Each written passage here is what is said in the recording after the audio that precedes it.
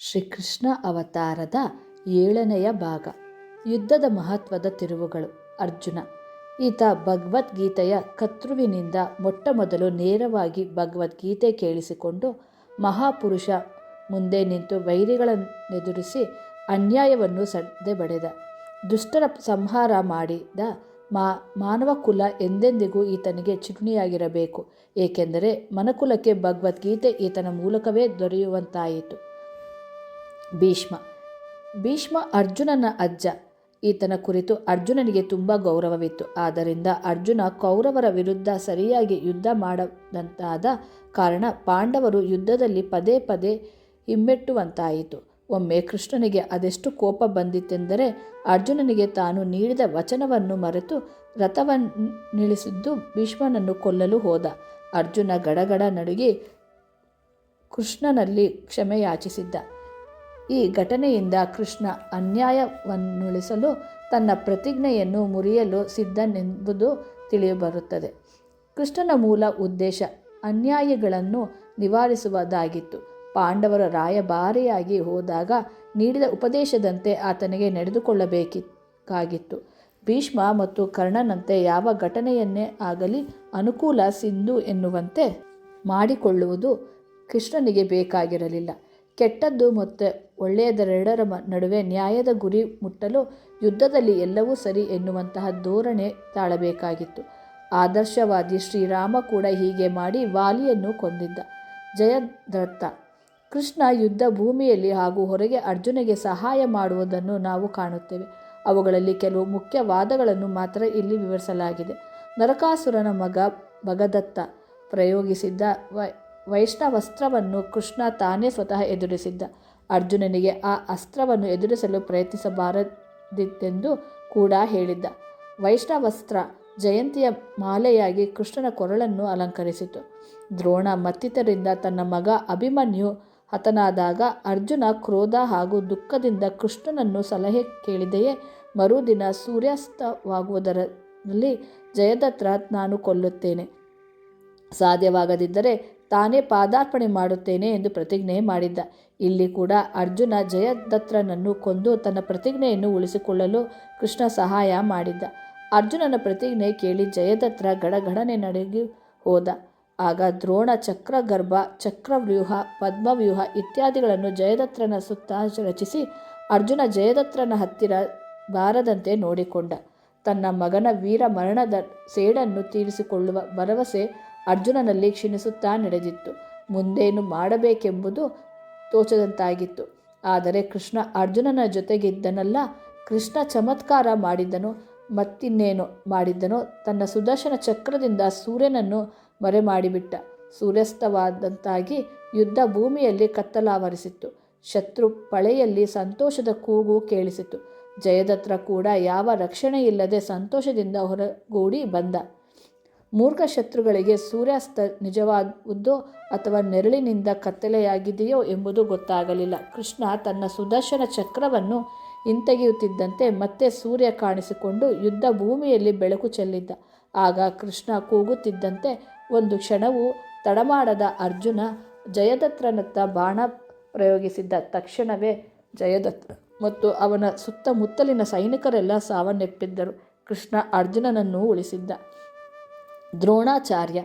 ಯುದ್ಧದಲ್ಲಿ ದ್ರೋಣಾಚಾರ್ಯನನ್ನು ಕೊಲ್ಲುವುದು ತುಂಬ ಕಷ್ಟಕರವೆನಿಸತೊಡಗಿತ್ತು. ಆಗ ಕೃಷ್ಣ ಅಶ್ವತ್ಥಾಮ ಎಂಬ ಹೆಸರಿನ ಆನೆಯನ್ನು ಕೊಲ್ಲಿಸಿ ಅಶ್ವತ್ಥಾಮ ಎಂಬ ಆನೆ ಸತ್ತನೆಂದು ಜೋರಾಗಿ ಕೂಗಿ ಹೇಳುವಂತೆ ಧರ್ಮರಾಯನಿಗೆ ಸೂಚಿಸಿದ್ದ. ಧರ್ಮರಾಯ ಹಾಗೆ ಮಾಡಿದ. ಅಶ್ವತ್ಥಾಮ ಎಂಬ ಆನೆ ಸತ್ತ ಎಂದು ಜೋರಾಗಿ ಕೂಗಿದ. ಧರ್ಮರಾಯ ನಡುವಿನ ಎಂಬ ಆನೆ ಎನ್ನುವ ಪದಗಳನ್ನು ಉಚ್ಚರಿಸುವಾಗ ಕೃಷ್ಣ ಯಾರಿಗೂ ಆ ಪದಗಳನ್ನು ಮಾತ್ರ ಕೇಳಿಸದಂತೆ ಗಲಾಟೆ ಮಾಡಿಸಿದ್ದ. ಆಗ ದ್ರೋಣರಿಗೆ ಅಶ್ವತ್ಥಾಮ ಸತ್ತ ಎಂದಷ್ಟೇ ಕೇಳಿಸಿತು. ಧರ್ಮರಾಯ ಸುಳ್ಳು ಹೇಳುವುದಿಲ್ಲ ಎಂದು ಜಗತ್ತು ನಂಬುತ್ತಿತ್ತು. ಅಶ್ವತ್ಥಾಮ ದೂರದಲ್ಲೆಲ್ಲೋ ಯುದ್ಧ ಮಾಡಿಕೊಂಡಿದ್ದ. ಅಶ್ವತ್ಥಾಮನನ್ನು ಕಾಣದ ದ್ರೋಣಾಚಾರ್ಯ ಯುದ್ಧವೇಕೆ ಜೀವನವೊಂದಲ್ಲ ಆಸಕ್ತಿ ಕಳೆದುಕೊಂಡ. ಆಗ ಕೃಷ್ಣನ ಸೂಚನೆಯಂತೆ ಧೃಷ್ಟದ್ಯುಮ್ನ ದ್ರೋಣನ ತಲೆಯನ್ನು ತುಂಡರಿಸಿದ್ದ. ಹೀಗೆ ದ್ರೋಣನ ಅಂತ್ಯವಾಯಿತು. ಕರ್ಣ. ಕುಂತಿಯ ಮಾತು ಹಾಗೂ ಕೃಷ್ಣನ ಉಪದೇಶವನ್ನು ಕೇಳಿದ್ದರೆ ಕರ್ಣ ಇತಿಹಾಸ ದಿಕ್ಕನ್ನೇ ಬದಲಾಯಿಸಿಬಿಡಬಹುದಿತ್ತು. ಈತನಿಗೆ ತಾನು ಪಾಂಡವರ ಸ್ವಂತ ಸಹೋದರನೆಂಬುದು ಗೊತ್ತಿತ್ತು. ಕನ್ಯೆಯಾಗಿದ್ದ ಕುಂತಿಯ ಕುತೂಹಲದಿಂದ ಕರ್ಣ ಸೂತಪುತ್ರನಾಗಿ ಪಾಂಡವರಿಂದ ಅಗಲಿರಬೇಕಾದ ದುಸ್ಥಿತಿ ಒದಗಿತ್ತು. ಈತ ತನ್ನ ಜನ್ಮಸಿದ್ಧ ಹಕ್ಕಿನ ಮಾತ್ರದಿಂದಲೇ ದುರ್ಯೋಧನ ಮತ್ತು ಯುಧಿಷ್ಠಿರರ ಮೇಲೆ ಹಸ್ತಿನಾವತಿ ಮತ್ತು ಇಂದ್ರಪ್ರಸ್ಥಗಳ ಚಕ್ರವರ್ತಿಯಾಗಬಹುದಾಗಿತ್ತು. ಅದ್ಯಾಗೋ ತಾನು ತಪ್ಪು ಮಾಡುತ್ತಿದ್ದೇನೆಂಬುದು ಗೊತ್ತಿದ್ದರೂ ಕೂಡ ದುರ್ಯೋಧನನ್ನು ಬೆಂಬಲಿಸಿದ್ದ. ದುರ್ಯೋಧನನ ಋಣಕ್ಕೆ ಮಿತಿ ಮೀರಿದ ಪ್ರಾಮುಖ್ಯತೆಯನ್ನು ಕೂಡ ಪಾಪ ಮಾರ್ಗದತ್ತ ಹೆಜ್ಜೆ ಹಾಕಿದ್ದ ಕರ್ಣ. ಅದ್ಯಾಗೋ ತಾನು ಅರ್ಜುನನನ್ನು ಮಾತ್ರ ಕೊಲ್ಲುವುದಾಗಿ ಹಾಗೂ ಒಮ್ಮೆ ಉಪಯೋಗಿಸಿದ ಅಸ್ತ್ರವನ್ನು ಮತ್ತೊಮ್ಮೆ ಉಪಯೋಗಿಸುವುದಿಲ್ಲವೆಂದು ತಾಯಿ ಕುಂತಿಗೆ ವಚನ ನೀಡಿದ್ದ. ಲಂಕೆಯ ಯುದ್ಧದಲ್ಲಿ ಇಂದ್ರಜಿತ್ ಲಕ್ಷ್ಮಣನ ಮೇಲೆ ಪ್ರಯೋಗಿಸಿದ ನಾಗಾಸ್ತ್ರವನ್ನೇ ಕರ್ಣ ಈಗ ಅರ್ಜುನನ ಮೇಲೆ ಪ್ರಯೋಗಿಸಿದ್ದ. ಇದು ಅರ್ಜುನನನ್ನು ಕೊಲ್ಲುವಷ್ಟು ಬಲಶಾಲಿಯಾದ ಅಸ್ತ್ರವೆಂದು ಕೃಷ್ಣನಿಗೆ ಗೊತ್ತಿತ್ತು. ನಾಗಾಸ್ತ್ರ ಅರ್ಜುನನತ್ತ ನುಗ್ಗಿ ಬರುತ್ತಿದ್ದಂತೆ ಕೃಷ್ಣ ತನ್ನ ಹೆಬ್ಬೆರಳಿನಿಂದ ರಥವನ್ನು ಕೆಳಗೆ ಕೆಲವು ಅಂಗುಳಗಳಷ್ಟು ಒತ್ತಿದ್ದ. ನಾಗಾಸ್ತ್ರ ಕೇವಲ ಅರ್ಜುನನ ಕಿರೀಟವನ್ನು ಮಾತ್ರ ಎತ್ತುಕೊಂಡು ಹಾರಿಹೋಯಿತು. ಅರ್ಜುನ ಮತ್ತೊಮ್ಮೆ ಕೃಷ್ಣನಿಂದ ರಕ್ಷಿಸಲ್ಪಟ್ಟ. ರಥ ಸಾರಥಿ ಶಾಲ್ಯ ಕರ್ಣನನ್ನು ಬಿಟ್ಟು ಹೋದ ಮೇಲೆ ಕರ್ಣನ ರಥ ಭೂಮಿಯಲ್ಲಿ ಸಿಕ್ಕಿ ಬೀಳುತ್ತದೆ. ಅದನ್ನೆತ್ತಿ ಮುನ್ನಡೆಸಲು ಕರ್ಣ ರಥದಿಂದ ಕೆಳಗಿಳಿಯುತ್ತಾನೆ. ತಕ್ಷಣವೇ ಕರ್ಣ ಸಮಯ ಪಡೆಯುವುದಕ್ಕಾಗಿ ನ್ಯಾಯಯುತವಾದ ಯುದ್ಧದ ಕುರಿತು ಅರ್ಜುನನಿಗೆ ಉಪದೇಶ ನೀಡಲು ಪ್ರಾರಂಭಿಸುತ್ತಾನೆ. ಅರ್ಜುನ ಕರ್ಣನ ಉಪದೇಶಕ್ಕಾಗಿ ಮರುಳಾಗಿ ನಿಂತು ಬಿಡುತ್ತಾನೆ. ಆಗ ಕೃಷ್ಣ ಅರ್ಜುನನನ್ನು ಎಚ್ಚರಿಸುತ್ತಾನೆ. ಅರ್ಜುನ ತೂಸು ಕೂಡ ಕರುಣೆ ತೋರಿಸಿದ್ದೇ ಅಂಜಲಿಕಸ್ತ್ರ ಎಂಬ ಬಾಣದಿಂದ ಕರ್ಣನನ್ನು ಕೊಲ್ಲುತ್ತಾನೆ. ಕರ್ಣನ ಸಂದಿಗ್ಧ ಮನೋಭಾವ ಹಾಗೂ ಆತನ ಉದ್ಧಾರ ವ್ಯಕ್ತಿತ್ವ ಕುರಿತು ತಿಳಿಯಲು ಸತ್ಯವೆನ್ನಿಸುಕರ ಕರ್ಣನ ವ್ಯಕ್ತಿತ್ವದ ಕುರಿತು ಇಂದಿಗೂ ಅಭ್ಯಾಸದಲ್ಲಿ ತೊಡಗಿರುವುದು ಕಂಡುಬರುತ್ತದೆ. ಕರ್ಣ ಮನಃಶಾಸ್ತ್ರಕ್ಕೊಂದು ದೊಡ್ಡ ಸವಾಲು. ದುರ್ಯೋಧನ ಭೀಮ ಮತ್ತು ದುರ್ಯೋಧನರ ನಡುವೆ ಗದಾಯುದ್ಧ ನಡೆದಿರುವಾಗ ತೀರ್ಥಯಾತ್ರೆಗೆ ಹೋಗಿದ್ದ ಬಲರಾಮ ಹಿಂತಿರುಗಿ ಬಂದ. ಭೀಮ ಮತ್ತು ದುರ್ಯೋಧನರಿಬ್ಬರು ಬಲರಾಮನ ಶಿಷ್ಯರು. ದುರ್ಯೋಧನ ಭೀಮನ ಗದ ಪ್ರಹಾರಗಳನ್ನು ತಪ್ಪಿಸಿಕೊಂಡು ತನ್ನ ಗದೆಯನ್ನು ಪ್ರಹಾರಗಳಿಂದ ಭೀಮನನ್ನು ತತ್ತರಿಸಿಗೊಳಿಸುವುದು ಕೃಷ್ಣನಿಗೆ ಗೊತ್ತಾಯಿತು. ಭೀಮ ತುಂಬ ಬಲಶಾಲಿಯಾದರೆ ದುರ್ಯೋಧನ ಗದಾ ಯುದ್ಧದಲ್ಲಿ ತುಂಬ ನಿಪುಣನಾಗಿದ್ದ. ದುರ್ಯೋಧನನಿಗೆ ಹೆಚ್ಚು ಸಮಯ ದೊರೆಯುವುದು ಕೃಷ್ಣನಿಗೆ ಬೇಕಾಗಿರಲಿಲ್ಲ. ಕೃಷ್ಣ ಭೀಮನಿಗೆ ಮಾತ್ರ ಕಾಣುವಂತೆ ತನ್ನ ತೊಡೆಗಳನ್ನು ತಟ್ಟಿಕೊಂಡು ಸಂಜ್ಞೆ ಮಾಡಿದ್ದ. ಆಗ ಭೀಮನಿಗೆ ತನ್ನ ಪ್ರತಿಜ್ಞೆಯ ನೆನಪಾಯಿತು. ಇಷ್ಟಲ್ಲದೆ ಗಾಂಧಾರಿಯ ದೃಷ್ಟಿ ಬಲದಿಂದ ದುರ್ಯೋಧನನ ತೊಡೆಗಳು ಹೊರತು ಉಳಿದಿದ್ದೆಲ್ಲ ಅವನ ದೇಹ ವಜ್ರ ಖಚಿತವಾಗಿತ್ತು. ಯಾವ ಪಟ್ಟಿಗೂ ಅದು ಮಣಿಯುವಂತಿರಲಿಲ್ಲ. ಕೃಷ್ಣನ ಸಂಜ್ಞೆ ದೊರೆಯುತ್ತಿದ್ದಂತೆಯೇ ಭೀಮ ದುರ್ಯೋಧನನ ತೊಡೆಗಳ ಮೇಲೆ ಗದೆಯಿಂದ ಬಲವಾದ ಪ್ರಹಾರಗಳನ್ನು ಮಾಡಿದ್ದ. ದುರ್ಯೋಧನ ತೊಡೆ ಮುರಿದು ನೆಲಕ್ಕುರುಳಿ ಕೌರವರು ದ್ರೌಪದಿಯ ವಸ್ತ್ರ ಸೆಳೆದು ತುಂಬಿದ್ದ ಸಭೆಯ ಆಕೆಯ ಅವಮಾನ ಮಾಡಿದ್ದಾಗ ದುರ್ಯೋಧನ ತನ್ನ ತೊಡೆಗಳನ್ನು ತಟ್ಟಿಕೊಂಡು ದ್ರೌಪದಿಯನ್ನು ಬಂದು ತನ್ನ ತೊಡೆಯ ಮೇಲೆ ಕೂರುವಂತೆ ಆಹ್ವಾನಿಸಿದ್ದ. ಆಗ ಭೀಮ ದುರ್ಯೋಧನನ ತೊಡೆಗಳನ್ನು ಮುರಿದು ಅವನ ರಕ್ತವನ್ನು ದ್ರೌಪದಿಯ ತಲೆಗೆ ಹಚ್ಚುತ್ತೇನೆಂದು ಪ್ರತಿಜ್ಞೆ ಮಾಡಿದ್ದ. ಈಗ ತನ್ನ ಪ್ರತಿಜ್ಞೆಯನ್ನು ಪೂರ್ಣಗೊಳಿಸಿದ್ದ. ಕೃಷ್ಣ ನ್ಯಾಯಾಂಗ ಕಟ್ಟಕಟೆಯಲ್ಲಿ ನಿಂತ. ಬಲರಾಮ ದ್ವಾರಕೆಗೆ ಹಿಂತಿರುಗಿ ಕೃಷ್ಣನ ನಡತೆ ಕುರಿತು ರಾಜ ಉಗ್ರಸೇನ ಹಾಗೂ ತಮ್ಮ ತಂದೆ ವಾಸುದೇವನಿಗೆ ದೂರು ನೀಡಿದ್ದ. ಮಹಾಭಾರತದ ಯುದ್ಧದಲ್ಲಿ ಕೃಷ್ಣನ ಪಾತ್ರ ಕುರಿತು ವಿಚಾರಣೆ ನಡೆಸಲು ಕೃಷ್ಣನನ್ನು ನ್ಯಾಯಾಂಗ ಕಟ್ಟಕಟೆಯಲ್ಲಿ ನಿಲ್ಲಿಸಿ ವಿಚಾರಣೆಗೊಳಪಡಿಸಲಾಯಿತು. ಶ್ರೀಕೃಷ್ಣ ಯಾದವ ಸೇನಾಧಿಪತಿ ಕೃತಕರ್ಮನನ್ನೇ ಮುಖ್ಯ ಸಾಕ್ಷಿಯನ್ನಾಗಿ ಮಾಡಿದ್ದ. ಅದಕ್ಕೆ ಕಾರಣ ಕೃತವರ್ಮ ಪಾಂಡವರ ವಿರುದ್ಧ ಮೊದಲೇ ತೀರ್ಮಾನಿಸಿದಂತೆ ಯುದ್ಧ ಮಾಡಿದ್ದ. ಯಾದವ ಸೇನೆಯ ಮುಖ್ಯಸ್ಥ ನಿಜ ಸ್ಥಿತಿ ಏನೆಂಬುದನ್ನು ಹೇಳಬಲ್ಲ ಸಾಕ್ಷಿ ಕೃಷ್ಣ ಸುಳ್ಳು ಹೇಳುತ್ತಿದ್ದಾನೋ ನಿಜ ಹೇಳುತ್ತಿದ್ದಾನೆ ಎಂಬುದನ್ನು ತೋರಿಸಬಲ್ಲ ವ್ಯಕ್ತಿ. ಬಲರಾಮ ಮತ್ತಿತರರು ಆರೋಪಿಸಿದ ಅನೇಕ ಚಟುವಟಿಕೆಗಳ ಬಗ್ಗೆ ಕೃಷ್ಣನನ್ನು ಕಾರಣ ಕೇಳಲಾಯಿತು. ಕೃಷ್ಣ ತಾನು ಹಾಗೆ ಮಾಡಿದುದನ್ನು ನ್ಯಾಯಯುತವಾಗಿ ಸಮರ್ಥಿಸಿಕೊಂಡ. ಜಗತ್ತಿಗೆ ಗೊತ್ತಿರುವಂತೆ ತಾನು ನ್ಯಾಯಕ್ಕೆ ಬೆಂಬಲಿಸಿ ಯುದ್ಧದಲ್ಲಿ ಪಾಲ್ಗೊಂಡುದಾಗಿ ವಾದಿಸಿದ್ದ ಕೃಷ್ಣ ಅದಕ್ಕೆ ಎಲ್ಲರೂ ಒಪ್ಪುವಂತಹ ಸಮಂಜಸವಾದ ಉತ್ತರಗಳನ್ನು ನೀಡಿದ್ದ. ಕೃಷ್ಣನ ಮಾತಿನಿಂದ ಬಲರಾಮ ಸೇರಿದಂತೆ ಯಾದವ ಮುಖ್ಯಸ್ಥರೆಲ್ಲ ಸಮಾಧಾನಗೊಂಡರು. ಅಶ್ವತ್ಥಾಮ ಈತ ಚಿರಂಜೀವಿ, ಕೌರವರು ಸೈನ್ಯದ ಕೊನೆಯ ಸೇನಾಧಿಪತಿ, ದ್ರೋಣನ ಮಗ. ಪಾಂಡವ ಪುತ್ರರು ರಾತ್ರಿ ಮಲಗಿದ್ದಾಗ ಅವರನ್ನು ಪಂಚಪಾಂಡವರೆಂದೇ ಭ್ರಮಿಸಿ ಅವರ ತಲೆಗಳನ್ನು ಕಡಿದ. ಈ ವಿಷಯ ಕೃಷ್ಣ ಹಾಗೂ ಪಂಚಪಾಂಡವರಿಗೆ ಗೊತ್ತಾಯಿತು. ಅಶ್ವತ್ಥಾಮನ ಈ ಹೀನ ಕೃತ್ಯದಿಂದ ಕೃಷ್ಣನಿಗೆ ಕೋಪ ಬಂದು ಅಶ್ವತ್ಥಾಮನಿಗೆ ಶಾಪ ಕೊಟ್ಟ. ಅವನು ತನ್ನ ಜೀವವಿರುವವರೆಗೂ ಗೊತ್ತು ಗುರಿಯಿಲ್ಲದೆ ತಿರುಗಿಕೊಂಡಿರಲಿ ಎಂದು ಹೇಳಿದ್ದ. ಹೀಗೆ ಯುದ್ಧ ಕಹಿ ಘಟನೆಯೊಡನೆ ಮುಕ್ತಾಯವಾಯಿತು. ಶ್ರೀಕೃಷ್ಣನ ತನ್ನ ಅವತಾರ ಮುಗಿಸಿದ್ದ. ಕೊನೆಗೆ ಶ್ರೀಕೃಷ್ಣ ಧರ್ಮರಾಯನ ನೇತೃತ್ವದಲ್ಲಿ ಪಾಂಡವರಿಗೆ ತಮ್ಮ ಹಕ್ಕು ಹಾಗೂ ಸ್ಥಾನ ದೊರೆಯುವಂತೆ ಮಾಡಿದ್ದ. ಭರತಖಂಡದಲ್ಲಿ ಬಿಡಿಬಿಡಿಯಾಗಿದ್ದ ರಾಜರೆಲ್ಲರೂ ಒಂದಾಗಿ ಧರ್ಮರಾಯನನ್ನು ಭರತಖಂಡದ ಚಕ್ರವರ್ತಿ ಎಂದು ಘೋಷಿಸಿ ತಮ್ಮನ್ನು ಈತನ ಸಮಂತ ರಾಜರೆಂದು ಘೋಷಿಸಿಕೊಂಡರು. ಕೃಷ್ಣ ಸಂತೋಷದಿಂದ ದ್ವಾರಕೆಗೆ ಹಿಂತಿರುಗಿದ್ದ. ಕೃಷ್ಣ ತನ್ನ ತಾಯಿಗೆ ಕಂಸನಿಂದ ಬಂಡೆಗೆ ಒಡೆಯಲು ಪಟ್ಟ ಆಕೆಯ ಮೊದಲು 6 ಮಕ್ಕಳನ್ನು ತೋರಿಸಿದ್ದ. ವಾಸ್ತವದಲ್ಲಿ ಅವರೆಲ್ಲ ಕಂಸ ಅಥವಾ ಕಾಲನೇಮಿಯ ಮಕ್ಕಳು. ನಾರದರು ಕಂಸನಿಗೆ ಅವರೆಲ್ಲ ದೇವತೆಗಳೆಂದು ಸುಳ್ಳು ಹೇಳಿದ್ದರು. ನಿಜ ಸಂಗತಿ ಗೊತ್ತಾದರೂ ಕೂಡ ದೇವಕಿ ತನ್ನ ಮಾತೃತ್ವದ ಭಾವನೆಯನ್ನು ಹತ್ತಿಕ್ಕಲಾರದೆ ಆ 6 ಮಕ್ಕಳಿಗೂ ತನ್ನ ಎದೆ ಹಾಲು ಕುಡಿಸಿದ್ದಳು. ಆಗ ಅಸುರ ಮಕ್ಕಳಿಗೆಲ್ಲ ಮುಕ್ತಿ ದೊರೆಯಿತು. ಕೃಷ್ಣ ತನ್ನ ಆಂತರಿಕ ವಿಷಯಗಳನ್ನತ್ತ ಗಮನ ನೀಡಿ ಆಡಳಿತ ವ್ಯವಸ್ಥೆಯನ್ನು ಸುವ್ಯವಸ್ಥೆಗೊಳಿಸಿ ತನ್ನ ಮಕ್ಕಳಿಗೂ ಕೆಲವು ಜವಾಬ್ದಾರಿಗಳನ್ನು ವಹಿಸಿದ್ದ. ನಂತರ ತನ್ನ ಅವತಾರದ ಮುಖ್ಯ ಉದ್ದೇಶವಾದ ಭಕ್ತಿ ಮಾರ್ಗದ ಪ್ರಚಾರದಲ್ಲಿ ತೊಡಗಿಕೊಂಡು ಭರತಖಂಡದ ಮೂಲೆ ಮೂಲೆಯಲ್ಲಿ ತಿರುಗಾಡಿ ರಾಜ ಮಹಾರಾಜರ ಸೇರಿದಂತೆ ಎಲ್ಲರೂ ಸ್ತರದ ಜನರು ಭೇಟಿಯಾದ ಅವರೆಲ್ಲರಿಗೂ ಅವರದೇ ಆದ ಭಾಷೆಗಳಲ್ಲಿ ಭಕ್ತಿ ಮಾರ್ಗ ಕುರಿತು ವಿವರಿಸಿದ್ದ.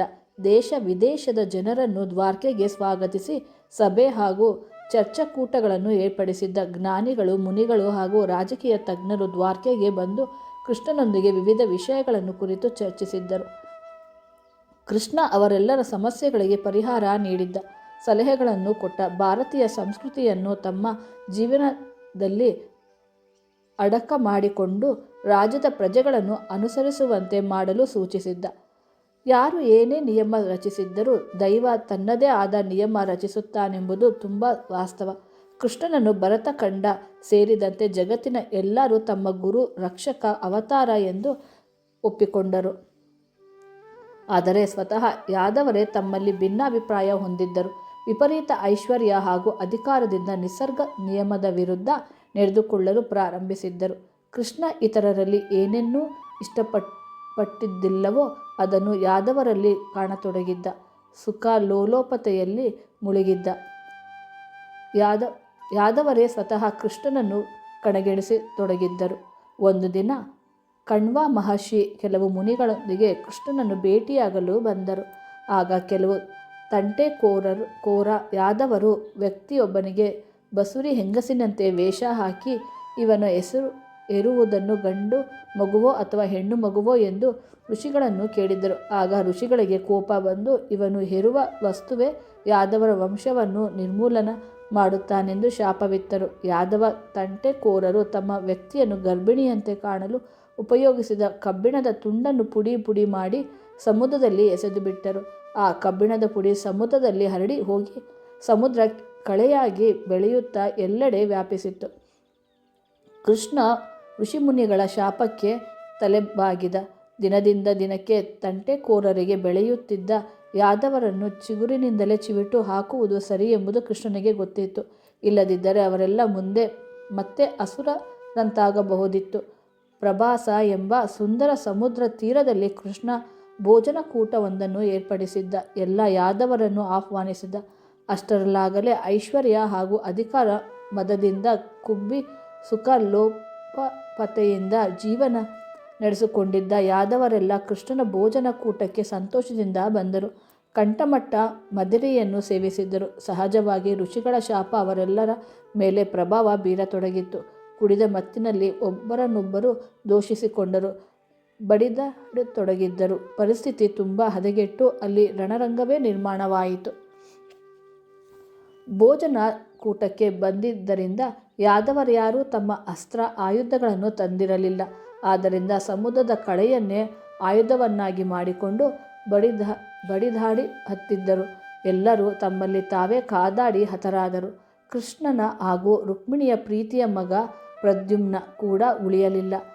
ಕೇವಲ ಕೃಷ್ಣ ಬಲರಾಮ ಮತ್ತು ಕೃಷ್ಣನ ಸಾರಥಿ ದಾರುಕು ಈ ಮೂವರು ಮಾತ್ರ ಉಳಿದರು. ಬಲರಾಮ ತನ್ನ ಯೋಗ ಶಕ್ತಿಯಿಂದ ತನ್ನ ಅವತಾರ ಕೊನೆಗೊಳಿಸಿಕೊಂಡು ಕೃಷ್ಣ ನಡೆದುದೆಲ್ಲವನ್ನು ತನ್ನ ಸಾರಥಿ ದಾರುಕನ ಮೂಲಕ ಅರ್ಜುನನಿಗೆ ಹೇಳಿ ಕಳುಹಿಸಿದ್ದ.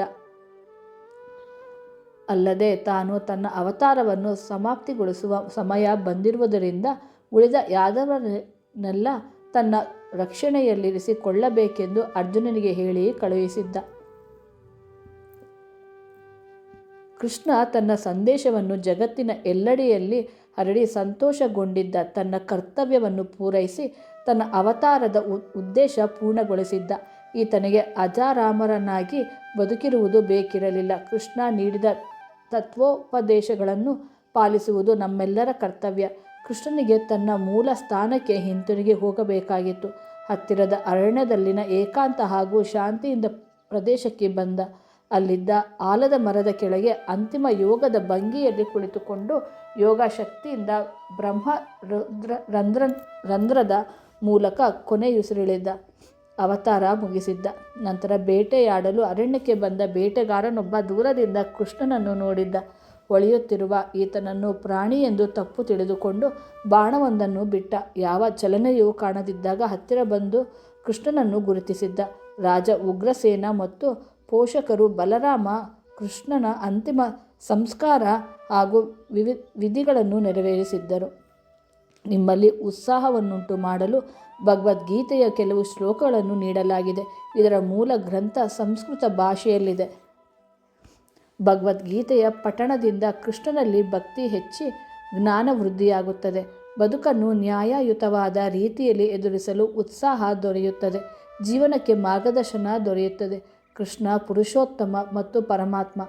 ಶ್ರೀ ಭಗವದ್ಗೀತಾ ಆನಂದ ಚಿದ್ದನ ಶೈರ್ಯಪೂರ್ಣ ಚರವಂದಿತ ಪರಮ ಪುರುಷೋತ್ತಮ ಸಾಕ್ಷಾತ್ ಶ್ರೀ ಕೃಷ್ಣನ ದಿವ್ಯವಾಣಿ. ಇದು ಅನಂತ ರಹಸ್ಯಗಳಿಂದ ಪರಿಪೂರ್ಣ.